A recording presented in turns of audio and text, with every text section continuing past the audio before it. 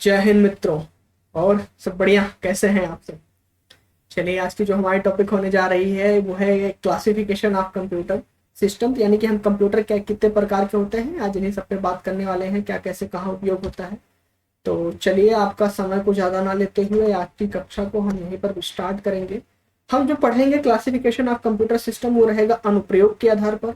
ठीक है, अनुप्रयोग के आधार पर रहेगा, आकार के आधार पर रहेगा और उद्देश्य के आधार पर रहेगा। यानी कि अनुप्रयोग के आधार पर कंप्यूटर को कितने प्रकार से बांटा गया है, आकार के आधार पर कितने प्रकार से बांटा गया है और उद्देश्य के आधार पर कितने प्रकार से बांटा गया है। ठीक है, तो आज इन्हीं सब पे हम बात करने वाले हैं।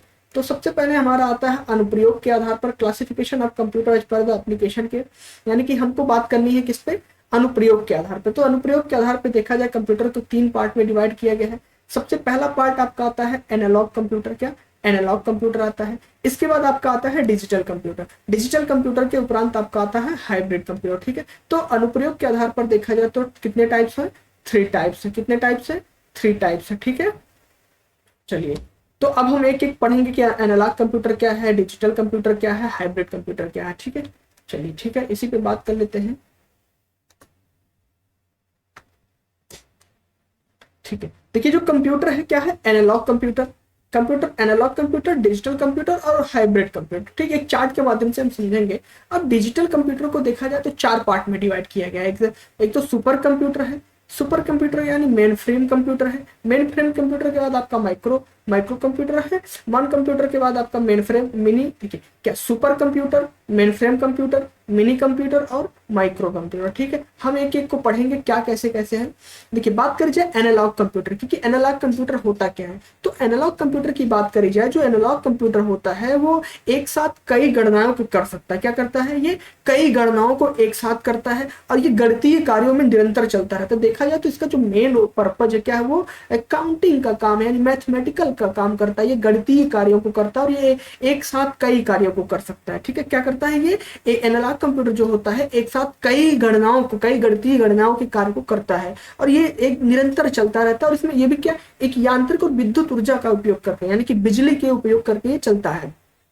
और एनालॉग कंप्यूटर को देखा जाए तो अंकों पे कार्य न करके भौतिक रूप पे उपलब्ध डाटा को, जैसे अंकों पे अंक को प्रदर्शित ना करके वो भौतिक रूप से डाटा को क्या, सीधे भौतिक रूप से जो डाटा है उस पे सीधे काम करता है। और जो भौतिक रूप डाटा की बात करने जाए तो ये जो है भौतिक इकाइयों के अंकों में परिवर्तित ना करके वो सीधे क्या, कंप्यूटर में इनपुट करता है। कौन? एनालॉग कंप्यूटर की बात करी जा रही है। ठीक है, अब देखिए ये एनालॉग कंप्यूटर क्या है। ठीक है, ये कौन सा कंप्यूटर है? ये आपका एनालॉग कंप्यूटर है। ठीक है, दिख रहा है। अब हम बात करते हैं डिजिटल कंप्यूटर। डिजिटल कंप्यूटर क्या है? डिजिटल कंप्यूटर की बात करी जाए तो ये नंबर सिस्टम है। जो डिजिटल कंप्यूटर है क्या, बाइनरी नंबर सिस्टम पर काम करता है। बाइनरी नंबर सिस्टम की बात करी जाए तो क्या, जीरो और वन, यानी क्या, जीरो और वन। देखा जाए तो कंप्यूटर डेटा की जो सबसे छोटी इकाई क्या होती है, वो बिट होती है। तो एक एक बाइनरी डिजिट में देखा जाए तो एक जो बाइनरी डिजिट होती है उसे एक बिट कहते हैं। और डिजिटल कंप्यूटर की जो रचना हुई है वो बिटों के समूह को दर्शाता है।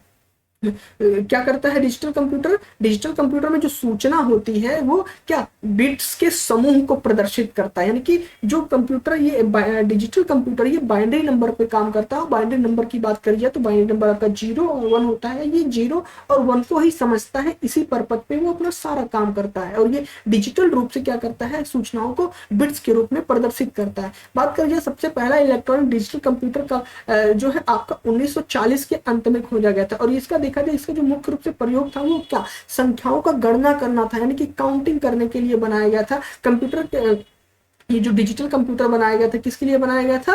ये जो संख्यात्मक गणना करने के लिए बनाया गया था। और ये क्या, कुछ भी आप इसको इनपुट देते हो वो बाइनरी भाषा में बदल के फिर कंप्यूटर अपना क्या, कम्युनिकेशन करता था। कम्युनिकेशन करने के बाद आपको प्रदर्शित करेगा, भले वो अंदर अंदर क्या, जीरो वन में वो काम करता था, उसके बाद आपको डिस्प्ले करता था। वो आप उसको कुछ भी कमांड दे रहे हैं वो जीरो और वन में क्या काम करता है। ठीक है, तो इतनी बात हो गई। देखिए ये है आपका डिजिटल कंप्यूटर। ठीक है, क्या है ये? Digital computer. ठीक है, अब हम बात करते हैं हाइब्रिड कंप्यूटर का कि हाइब्रिड कंप्यूटर क्या है और हाइब्रिड कंप्यूटर कैसे काम करता है। ठीक है, तो हाइब्रिड कंप्यूटर की बात करी जाए, जो आपका हाइब्रिड कंप्यूटर है, हाइब्रिड कंप्यूटर जो है वो विशेष प्रकार के कंप्यूटर होते हैं। इसमें डिजिटल कंप्यूटर और एनालॉग कंप्यूटर, यानी कि जो आपका डिजिटल कंप्यूटर है और एनालॉग कंप्यूटर है वो दोनों का मिश्रण होता है। ये मैथमेटिकल भी काम करता है और साइंटिफिक काम भी करता है। ठीक है, तो इन कंप्यूटर का मुख्य उद्देश्य क्या होता है, जटिल गणनाओं को हल करना होता है। अभी आपका जो एनालॉग कंप्यूटर और डिजिटल कंप्यूटर था वो उतना जटिल गणनाओं को हल नहीं कर पाता था। तो इन दोनों के मिश्रण के रूप में देखा जाए, ये दोनों का जब मिश्रण होता है तब आपका हाइब्रिड कंप्यूटर आता है। क्या, एनालॉग कंप्यूटर और डिजिटल कंप्यूटर दोनों जब मिलते हैं तब एनालॉग आपका जो है हाइब्रिड कंप्यूटर बनता है। हाइब्रिड कंप्यूटर में इनपुट के रूप में एनालॉग और डिजिटल दोनों सिग्नल दिए जाते हैं। क्या, एनालॉग सिग्नल और डिजिटल सिग्नल दोनों दिए जाते हैं। आउटपुट के रूप में भी इसमें हमको दोनों सिग्नल प्राप्त होता है। ठीक है, मेन बात ध्यान रखिएगा कि जो हाइब्रिड कंप्यूटर होता है वो एनालॉग कंप्यूटर और डिजिटल कंप्यूटर दोनों का मिश्रण होता है, और ये आउटपुट भी हमको दोनों का मिश्रण के रूप में सिग्नल के रूप में देता है। ये 0-1 को भी समझता है और आपका जो एनालॉग कंप्यूटर है उसको भी समझता है। हाइब्रिड कंप्यूटर की बात करी जाए तो जो हाइब्रिड कंप्यूटर होता है वो सबसे सटीक, सबसे तेज परिणाम देने में सक्षम होता है। ठीक है, देखिए ये हाइब्रिड कंप्यूटर है। ये देखिए अभी ऐसे ही आप जो फिगर देखे होंगे उसमें दिख रहा था एनालॉग का, अब देखिए ये जो सिस्टम दिख रहा है क्या, डिजिटल टाइप का। ठीक है, तो ये दोनों का मिश्रण होता है। जो हाइब्रिड कंप्यूटर आपका होता है वो एनालॉग कंप्यूटर और डिजिटल कंप्यूटर दोनों का मिश्रण होता है। ठीक है, तो ये था आपका। अब हम बात करते हैं आकार के आधार पर। तो आकार के आधार पर बात करी जाए, यानी कि क्लासिफिकेशन ऑफ कंप्यूटर दिए, उसकी साइज की बात करी जाए, साइज की बात करी जाए, जो साइज है उस साइज के आधार पर इसको भी हम 3 पार्ट में डिवाइड करते हैं।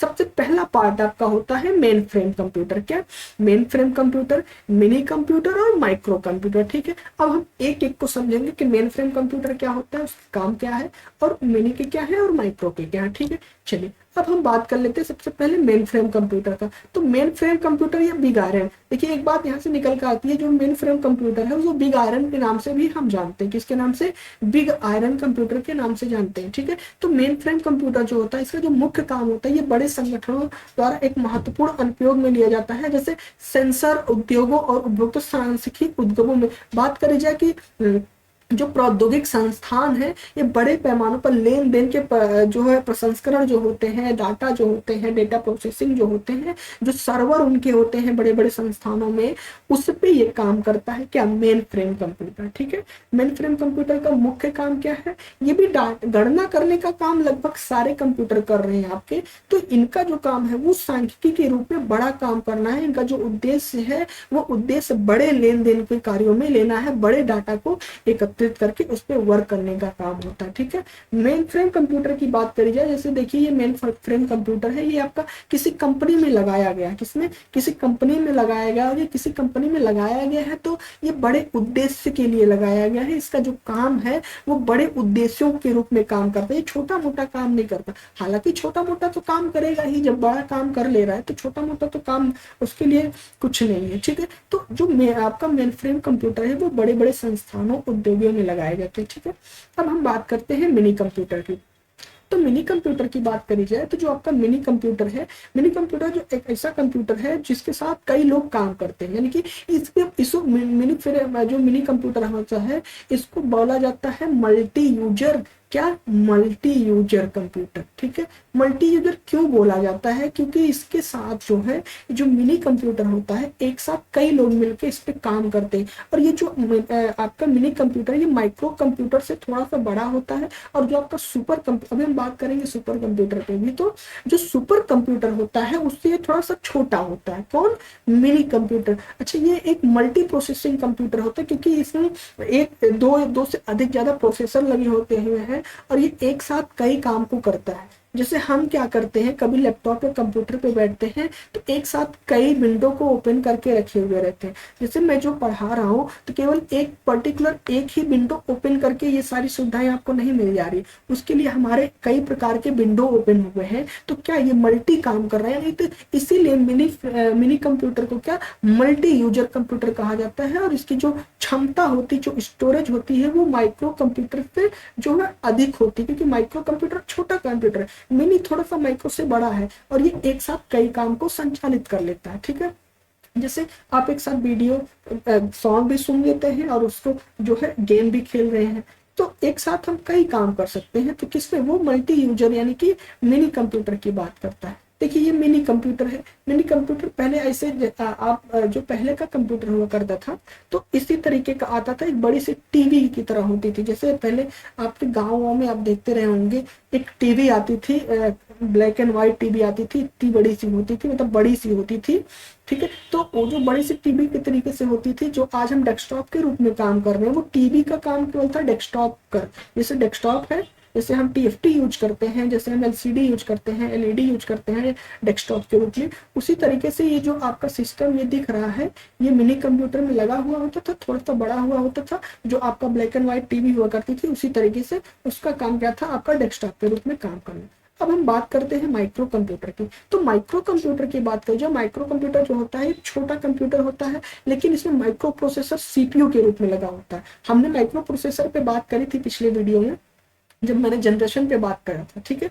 तो जो माइक्रो ये जो कंप्यूटर होता है, इसमें जैसे हमारा जो कंप्यूटर होता है उसमें सीपीयू लगता है, तो उसी तरीके से जो माइक्रो कंप्यूटर होता है वो सीपीयू की जगह इसमें माइक्रो प्रोसेसर लगा होता है, जो काम खुद जैसे सीपीयू काम करता है वैसे माइक्रो प्रोसेसर काम करता है। तो माइक्रो कंप्यूटर को हम पर्सनल कंप्यूटर भी कहते हैं, क्योंकि हम अपने पर्सनल यूज के लिए करते हैं, कि पर्सनल काम के लिए डिजाइन किया गया। अभी आज के समय में देखिए, हम कहीं भी जाते हैं अपने दैनिक कार्यों में देखते हैं कि लैपटॉप वगैरह लेके जाते हैं, तो माइक्रो कंप्यूटर के अंतर्गत आता है, ठीक है। दुनिया का अगर पहला माइक्रो कंप्यूटर की बात करी जाए तो क्या था, मिक्रोल था, ठीक है। तो जो माइक्रो कंप्यूटर है, देखिए नाम से ही स्पष्ट होता है, मिनी कंप्यूटर, माइक्रो कंप्यूटर। तो मिनी थोड़ा सा बड़ा है, माइक्रो क्या है, उससे छोटा है। अब जब मिनी कंप्यूटर जो है मल्टी यूजर का काम कर रहा है, तो माइक्रो कंप्यूटर जाहिर सी बात है उससे थोड़ा कम काम करेगा। तो जो आपका माइक्रो कंप्यूटर है वो पर्सनल कंप्यूटर कहते हैं, कि कहते हैं ना, लोग कहते हैं पीसी, ये हमारे पीसी, हमारे एलपी में हमारा जो पीसी है, ये हमारा पर्सनल सिस्टम है, हम इसको पर्सनल कामों के लिए लेते हैं, ठीक है।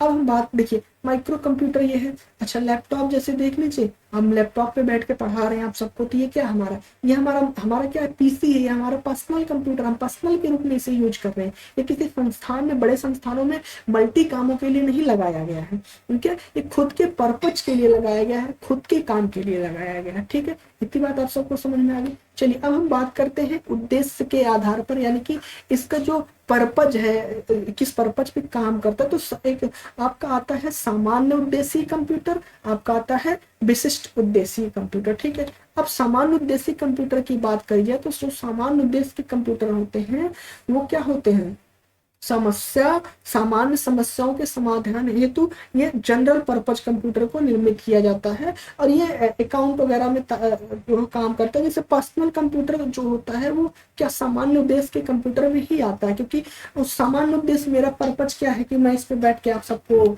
मैटर बना के प्रोवाइड कराऊं, पढ़ाऊं। तो ये क्या हो गया, ये हमारा पर्सनल कंप्यूटर हो गया, ये हमारे जनरल पर्पज के लिए यूज किया जा रहा है। और इसकी बात करी जाए, जैसे हमारा लैपटॉप हुआ, डेस्कटॉप हुआ, एक छोटा कंप्यूटर हुआ, छोटा लैपटॉप हुआ, लैपटॉप तो छोटा छोटा इतना बड़ा बड़ा भी आता, टैबलेट हुआ, तो ये सब क्या हुआ, ये हमारा, जैसे हम ये फोन यूज कर रहे थे, हम पर्सनल के लिए यूज कर रहे थे, हमारा पर्सनल कंप्यूटर है, ठीक है। ये हम पर्सनल यूज कर रहे थे, हमारा पीसी है, तो पर्सनल पर्पज के लिए हम यूज कर रहे हैं, तो ये पर्सनल कंप्यूटर हो गया। हम लैपटॉप पर्सनल के लिए यूज कर रहे हैं, तो पर्सनल हो गया। अब बात करते हैं हम विशिष्ट उद्देश्य की। विशिष्ट उद्देश्यों की बात करी जाए, विशिष्ट उद्देश्य जैसे आपके जो बहुत बड़े बड़े काम होते हैं, अंतरिक्ष में काम होते हैं, मौसम विज्ञान में काम किए जाते हैं, चिकित्सा के क्षेत्र में काम किए जाते हैं, तो बहुत सारे बड़े बड़े कंप्यूटर क्या किए जाते हैं, उसके क्षेत्र में लगाए जाते हैं। तो उनका काम क्या होता है, उनका जो काम होता है वो विशिष्ट कार्यों के लिए किया जाता है, वो बहुत बड़े बड़े काम करते हैं, ठीक है। तो उनका जो उद्देश्य होता है वो एक छोटा उद्देश्य नहीं, पर्सनल उद्देश्य नहीं होता है, वो समूचे, जैसे हमारा भारत देश है, भारत देश का हमारा अंतरिक्ष है, स्पेस है, तो स्पेस में हमारे भारत देश के लिए कंप्यूटर लगाया गया होगा, हमारे एनवायरमेंटल के लिए कंप्यूटर लगाया गया होगा, आपके वेदर्स की जानकारी के लिए कंप्यूटर लगाया गया होगा, आपके एजुकेशन के क्षेत्र में कंप्यूटर लगाया गया होगा, आपके चिकित्सा के क्षेत्र में कंप्यूटर लगाया गया होगा। तो जो कंप्यूटर लगाए गए हुए हैं, तो ये है तो कंप्यूटर है, लेकिन ये स्पेशल पर्पज के लिए लगाए जाते हैं। इनका जो काम होता है वो विशिष्ट काम होता है, ये बड़े कामों के लिए लगाए जाते हैं। जैसे बात करी जाए कि मौसम विज्ञान की जानकारी हमें पहले ही हो जाती है, तो ये कैसे हो जाती है कि हम लैपटॉप से मौसम विज्ञान की जानकारी खुद से पहले से नहीं प्राप्त कर सकते, हालांकि प्राप्त होता है। जैसे हमको नेट पे डालना है आज का वेदर, तो हम नेट पे डाल के अपना वेदर आज सर्च कर लेते, जान लेते, लेकिन वो वेदर जो हम सर्च करते हैं, जानते हैं, पहले उसको अपडेट किया जाता है किसके माध्यम से, जो हमारा मौसम विज्ञान है, मौसम विज्ञान जो हमारा वेदर साइंस है, जो हमारा मौसम विज्ञान है, वो क्या करता है, उस पर सर्च करता है। वो सर्च किसके माध्यम से करता है, है। स्पेशल पर्पज कंप्यूटर यानी कि जो विशिष्ट उद्देश्य कंप्यूटर होते हैं, जिनका काम विशिष्ट कार्यों के लिए किया जाता है, ये उस पे काम करके उसकी अपेक्षा कर जो है उस पे काम करते हैं। अब अंतरिक्ष विज्ञान, जैसे देखिए कि भूकंप आने वाला रहता है, तो हम नाप लेते हैं कि भूकंप रेक्टर स्केल से इतने जो है तीव्र गति से भूकंप आया था। तो कहीं ना कहीं देखा जाए तो भूकंप इस नापने के लिए यंत्र बनाया गया है, रिक्टर पैमाने पर नापा जाता है, तो वो कंप्यूटर के रूप में काम किया जा रहा है। तो हम कुछ भी अपडेट कर रहे हैं तो वो जैसे मौसम जो भी अपडेट कर रहे हैं तो वो विशिष्ट काम में जो है कंप्यूटर को यूज करके कर रहे हैं, ठीक है। अब हम बात कर लेते हैं सर्वर का। तो जो सर्वर होता है, सर्वर जो होता है आमतौर पर ऐसे ये भी विशिष्ट कार्यों के लिए ही बनाया जाता है। जैसे जो भी हम यूज करते हैं, जैसे मान लीजिए सर्वर, हम कभी ऑनलाइन एग्जाम देते हैं, क्या देते हैं हम ऑनलाइन एग्जाम जब भी देते हैं तो देखिए कि हमारा उसमें टाइम लगा हो, हालांकि वो मैं मिनी या मेन फ्रेम कंप्यूटर पे बैठ के जो है दे रहे हैं, लेकिन लैपटॉप पे बैठ के दे रहे हैं, जैसा जहाँ का सुविधा हो। लेकिन जो सर्वर छोड़ा जाता है वो जैसे जो भी एजेंसी एग्जाम आपकी करा रही, जैसे एसएससी की करा रही है या आपका केबीएस वाला एग्जाम हुआ या कोई एग्जाम हुआ, तो जो भी एग्जाम हो रहा है उसके लिए सर्वर छोड़ा जाता है। तो जो सर्वर छोड़ा जाता है वो छोटे लैपटॉप से केवल ऐसे सर्वर नहीं छोड़ा दे जा सकता, क्योंकि आपके पूरे प्रदेश पे काम हो रहा है, पूरे प्रदेश में एग्जाम हो रहा है, तो उसके लिए बड़े बड़े कंप्यूटर लगाए जाते हैं, सर्वर छोड़े जाते हैं। तो क्या होता है, ये सर्वर का काम होता है, इसमें भी बहुत सारे बड़े बड़े कंप्यूटर लगे होते हैं और इनकी स्मृति बहुत ही ज्यादा होती है, क्योंकि जाहिर सी बात है इनको पूरे प्रदेश के जितने भी स्टूडेंट ने अप्लाई किया है एग्जाम के लिए, सबके लिए एक सिस्टम अलॉट करना, उन सिस्टम पे उनको समय से उनका एग्जाम स्टार्ट करना, समय से एंड करना, फिर उसके डाटा को संग्रहित करना, फिर उसकी कॉपी को चेक करना। जब डाटा संग्रहित होगा तभी तो उनकी कॉपियां चेक होंगी, भले ही वो ऑनलाइन फॉर्मेट में एग्जाम दे रहे हैं, जब तक डाटा उनका सबमिट नहीं होगा, सेव नहीं होगा। सेव होगा तो किस में होगा, स्मृति में होगा, मेमोरी में होगा। तो इनके पास जो स्टोरेज की क्षमता होती है वो बहुत विकराल होती है, ठीक है। चलिए ये देखिए, ये सर्वर के रूप में कंप्यूटर लगा हुआ है। ऐसे सर्वर कंपनी में काम करती है, यहाँ से सर्वर छोड़ा जाता है। सर्वर छोड़ा जाता है तो फिर जहाँ पे आपका सेंटर रहता है फिर वहां पे आता है सर्वर, फिर वहां से सर्वर छोड़ा जाता है तो फिर आपके पीसी में आता है, ठीक है। तो इतनी सी बात होगी। अब हम बात कर लेते हैं थोड़ा सा सुपर कंप्यूटर की। तो जो सुपर कंप्यूटर है, सुपर कंप्यूटर क्या है, दुनिया का सबसे फास्ट यानी सबसे तेज कंप्यूटर होता है। ये डेटा को बहुत तेजी से प्रोसेस करता है। और सुपर कंप्यूटर की बात करी जाए तो ये आकार में काफी बड़ा होता है और इस कंप्यूटर का इस्तेमाल जो होता है वो बड़े बड़े बड़े कामों में लिया जाता है, डेटा प्रोसेसिंग में लिया जाता है। और ये कंप्यूटर 1 सेकंड में ही अरबों निर्देश को प्रोसेस कर देता है। जैसे आप बात कर जाए 1 सेकंड में ही, तो हमारा जो एग्जाम होता है वो जैसे ही सर्वर छोड़ा जाता है हमारे यहाँ आ जाता है, और जैसे ही यहाँ से सर्वर छोड़ा जाता है सेंटर से आपका एग्जाम स्टार्ट हो जाता है।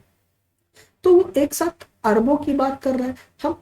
तो कितने भी मान लीजिए 10 लाख स्टूडेंट एक साथ पेपर दे रहे हैं, तो 10 लाख स्टूडेंटों का एक साथ सर्वर जाएगा और एक साथ सिस्टम ओपन होगा, एक साथ सिस्टम क्लोज हो जाएगा। तो ये क्या होता है, जो सुपर कंप्यूटर है ये बहुत ही शक्तिशाली कंप्यूटर है, इसीलिए इसका इस्तेमाल सामान्य कार्यों में नहीं लिया जाता। अब हम सुपर कंप्यूटर का इस्तेमाल ऑनलाइन क्लास के लिए ले, ऑनलाइन पढ़ाने के लिए ले, तो ये बात सत्य नहीं है, ये बात कहीं ना कहीं गलत सिद्ध हो जाएगी कि सुपर कंप्यूटर से ऑनलाइन क्लास लिया जा रहा है। ऑनलाइन क्लास तो जनरल कंप्यूटर से भी आप ले सकते हैं, क्योंकि आजकल की टेक्नोलॉजी बहुत जो है एडवांस हो चुकी है। छोटे कंप्यूटर में भी एक साथ मल्टी टैलेंट एंड मल्टी काम कर सकते हैं, यानी कि मल्टी यूजर की बात किया था अभी हमने। तो जो सुपर कंप्यूटर है ये वैज्ञानिकों के लिए किया जाता है, ये इंजीनियरों के लिए किया जाता है। ये जो भविष्यवाणी होती है, जो परमाणु ऊर्जा होते हैं, उनके डेटा पे रिसर्च करने का काम करता है, मौसम विज्ञान पे काम करने का काम करता है कौन, सुपर कंप्यूटर, ठीक है। इतनी बात समझ में आएगी। देखिए ये सुपर कंप्यूटर का पिक्चर दिख रहा है, ये बहुत बड़े बड़े कंप्यूटर लगे हुए हैं और ये ऑटोमेटिक काम कर रहे हैं। क्या इस पे कमांड दिया जा रहा है, ये काम कर रहे हैं, ठीक है। देखिए यहाँ पे कोई बैठा हुआ नजर नहीं आ रहा है, क्योंकि ये बाहर अंदर का सिस्टम को दिखाया हुआ है। इसके बाद इसकी ऑफिस बनी होगी, उस पर बैठ के ये काम कर रहे होंगे, रिसर्च कर रहे होंगे। जो हमारे रिसर्चर होते हैं, जो साइंटिस्ट लोग होते हैं, वो जब भविष्यवाणी करते हैं तो ऐसे बड़े बड़े कंप्यूटर का यूज करते हैं, ठीक है। तो क्लासिफिकेशन ऑफ कंप्यूटर में आप लोग समझ गए होंगे कि सुपर कंप्यूटर क्या था, सर्वर क्या था, विशिष्ट उद्देश्य कंप्यूटर क्या थे, आपके micro computer, micro processor, mini computer क्या थे, आपके जो है मेन फ्रेम कंप्यूटर कैसे थे।